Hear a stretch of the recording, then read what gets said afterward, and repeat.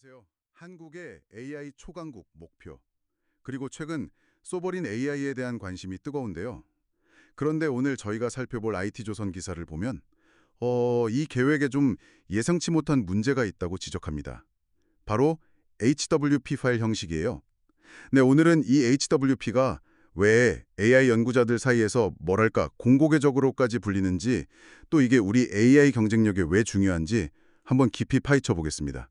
자료 보면서 핵심을 좀 짚어보죠. 네, 그 기사가 바로 그 점을 지적하고 있죠. 거의 30년 넘게 공공 부문에서 표준처럼 써온 HWP가요. AI 학습 데이터를 쓰는데 아주 큰 장벽이 되고 있다는 겁니다. AI 시대인데 왜 이 오래된 형식이 문제가 될까? 그 이유랑 이게 미치는 영향을 좀 자세히 들여다볼 필요가 있겠습니다. 기사를 보면 HWP가 기계가 읽기 어려운 바이너리 기반 형식이라고 하던데요.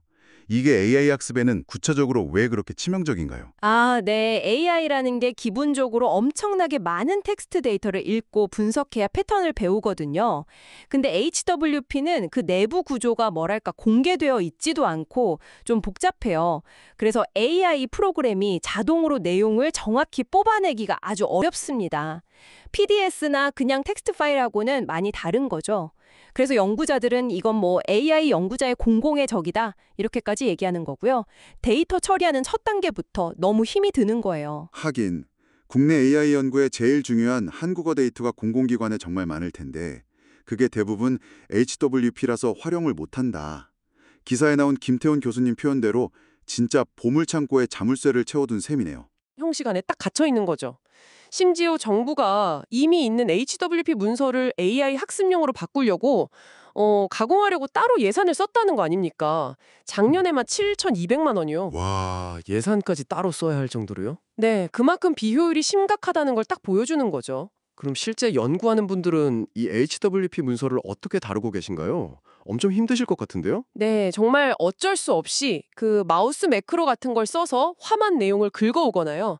아니면 진짜 하나하나 수작업으로 변환하는 경우도 많다고 하더라고요. 아, 수작업이요? 시간이며 노력이 엄청나겠는데요? 그렇죠. 시간 낭비, 노력 낭비다 물론이고 그 과정에서 원본 데이터가 깨지거나 좀 왜곡될 위험도 크다는 거예요. 특히 기사에서도 지적하듯이 공공문서에 표 같은 거 많잖아요.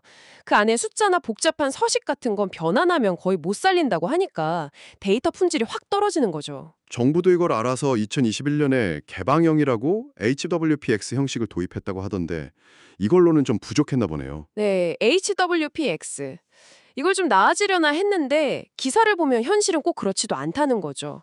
실제 공공기관 공고 같은 거 보면 첨부 파일은 여전히 그냥 옛날 HWP인 경우가 많다고 하고요. 아, 정말요?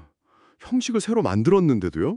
네, 예를 들어 과기정통부 연구과제 공고문 자체는 HWPX였는데 막상 내야 하는 신청 서식은 HWP였다 뭐 이런 사례도 들더라고요.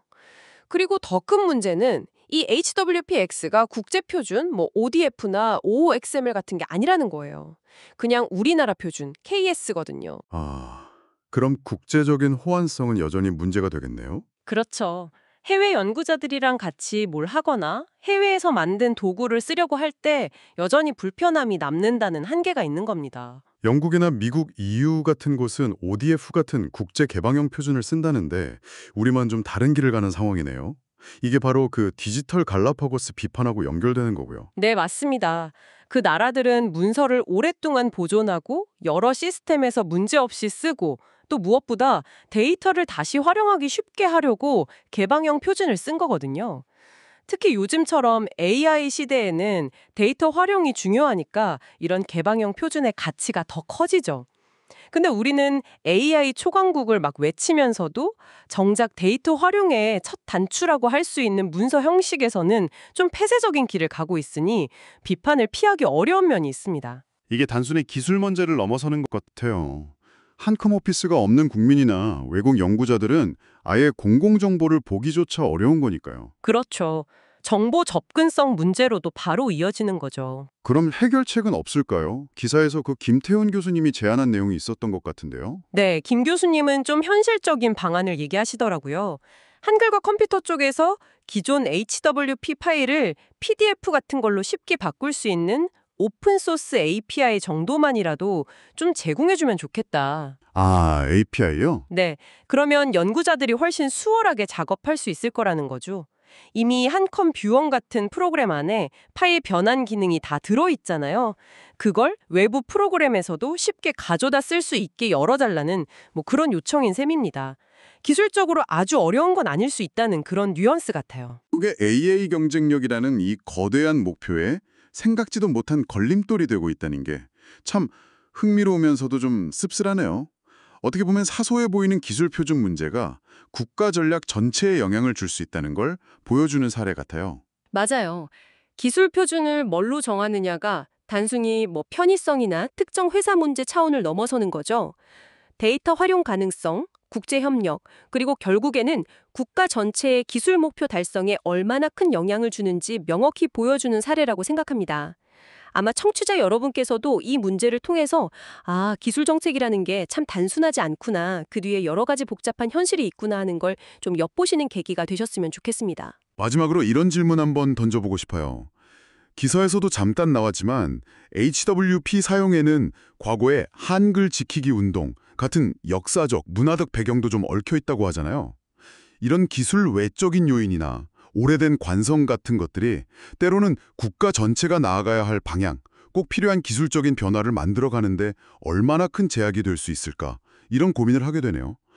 앞으로 이 HWP 문제를 넘어서 또 어떤 예상치 못한 기술적 혹은 비기술적 장벽들이 우리의 미래를 좌우하게 될지 한번 같이 고민해 볼 만한 문제인 것 같습니다.